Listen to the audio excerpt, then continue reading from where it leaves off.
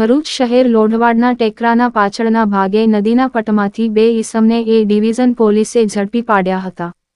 પોલીસે તેમની પાસેથી ₹1.88 લાખનો મુદ્દામાલ કબજે કરી એક ઈસમને વોન્ટેડ જાહેર કર્યો છે. Bharuch A division PI U ગડરિયાએ તેમના વિસ્તારમાં ચાલતી દારૂ અને જુગારની ગેરકાયદેસર પ્રવૃત્તિઓ શોધી કાઢીને તેને બંધ કરવાના પ્રયાસો હાથ ધર્યા હતા. જે અનુસંધાને સર્વેલન્સ સ્ટાફના પીએસઆઈ ડી. ઝાલા અને તેમની ટીમને દાંડિયા બજાર મચ્છી માર્કેટ પાસે રહેતો નિખિલ તેલંગ નાનો એક ઓટો રિક્ષામાં ઇંગ્લિશ દારૂનો માલ ભરીને નદી કિનારે પટમાં ખાલી કરવાનો છે.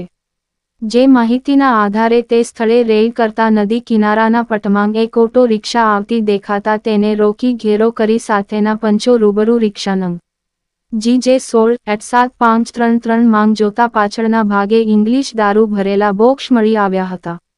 આ બંને આરોપીઓના નામઠામ પૂછતાં લાલસિંહ દરબાર અને નિખિલ સુખદેવ તેલંગ હોવાનું જણાવ્યું હતું. રિક્ષામાં તપાસ કરતાં તેમાંથી ઇંગ્લિશ દારૂ તથા બિયરના ટીનનો કુલ બોક્સ નંગ 07 મળી આવ્યા હતા.